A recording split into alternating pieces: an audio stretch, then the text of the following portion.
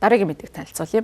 Оросын холбооны улсын хакерын бүлэглүүд Signal, WhatsApp зэрэг томоохон платформуудын аккаунтуудыг хакердж байгаа юм байна. За үүнд нь гол төлөв Америкийн засгийн газрын албан тушаалтнууд, цэргийн албан агчид, улс төрчид, сэтгүүлчдийн өргөн хэрэглэдэг мессежинг аппликейшнүүд өртөж байгаа тухай мэдээллийг тус улсын холбооны мөрдөх товчоноос анхааруулсан байна. За холбооны мөрдөх товчоноос хүмүүст анхааруулахдаа халдагчид өргөн хэрэглэдэг мессежинг платформ дээр албан ёснуудын хаягуудыг дуурайгаад хэрэглэгчдэд хортой холбоосууд дээр дарах эсвэл баталгаажуулах код, пин код оруулах гэх мэтээр нууц мэдээллээ хуваалцахад хүргэдэг ийм үйл ажиллагаа явуулж байгаа юм байна. За Америкийн холбооны мөрдөх товчоо кибер аюулгүй байдал, дэд бүтцийн аюулгүй байдлын агентлаг хамтран өнгөрсөн 7 хоногт мэдээлэл гаргасан. За энэхүү мэдээлэлтэй дуртахдаа энэхүү схем нь хэрэглэгчийг холбоос дээр дарах эсвэл баталгаажуулах код, пин код хуваалцахад хүргэх хуурам мэхлэх зорилготой гэж мэдэгдсэн байна.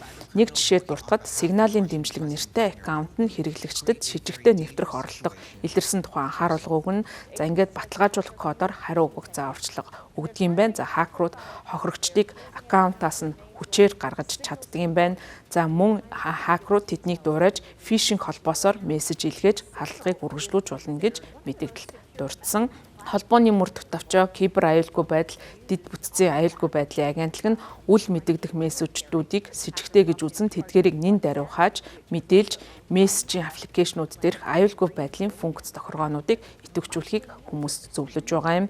За Euronews Next энэ зүгээс Signal болон WhatsApp-ийн мессеж аппликейшнтэй холбоотойгоор тухайн байгууллагуудтай холбогдохыг оролцсон боловч шууд ямар нэгэн тайлбар хүлээн аваагүй байна. За энэхүү анхааруулгатай холбоотойгоор энэ сарын эхээр бас бусад орнуудад ийм анхааруулга гарч ирсэн юм байна. За Португал, Нидерландын агентлагуудаас ижил төстэй анхааруулга гаргасан. За мөн Кремлийн зүгээс засгийн газрын албан тушаалтнууд, дипломатч, цэргийн албан хаагчдыг WhatsApp болон Signal-ын дансанд нэвтэрч аккаунтд нь нэвтэрсэн гэсэн ийм мэдээлэл өгч байна. За Оросын холбооны улсыг болвол Signal маш их сонирхолтой байгаа нь түүний сайн нэр хүндтэй холбоотой бөгөөд төгсгөлөөс нь төгсгөл хүртэлх шифрлтийг ашигладаг албан тушаалтнуудад зориулсан аюулгүй найдвартай бие даасан харилцаа холбооны сувг гэж бол Signal-ыг үздэг учраас үүнийг халдахыг оролдож байгаа гэж Нидерландын ерөнхий тагнуул аюулгүй байдлын алба энэ сарын эхээр гаргасан мэдээлэлтэй дурджээ.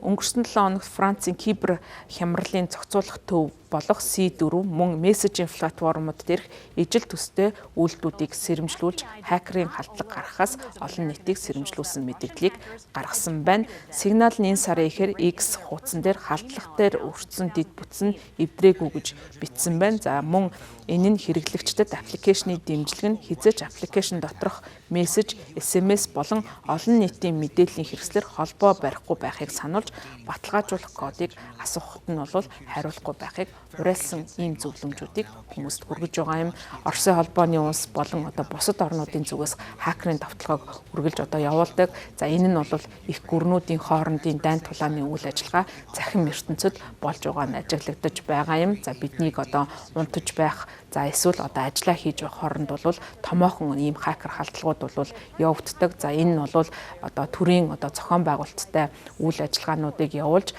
за өөрийн дайсан болон өрсөлдөгч улсуудынхаа нууц мэдээллийг авах ийм зорилготойгоор тухайн үйл ажиллагааг идэвхтэй явуулсаар ирсэн. За сүүлийн жилүүдэд эдгээр үйл ажиллагаа нь эрчимтэй явагдаж байгаа нь Оросын холбооны улсын хакеруудын давталгаанаас харагдаж байгаа юм. За нөгөөтэйгүр бас энэхүү хакерын үйл ажиллагааг идэвхтэй явуулдаг улс нь Умард Солонгос улс байгаа. За Умард Солонгосын зүгээр хакерын давталгааг явуулах замаар хөрөнгө мөнгө, за биткойн олборлох зэрэг үйл ажиллагааг явуулж өөрийн дэглэмээ санхүүжүүлдэг гэсэн ийм мэдээллүүдийг өрөндийн тагнуулын байгууллагуудаас мэдээлсээр ирсэн.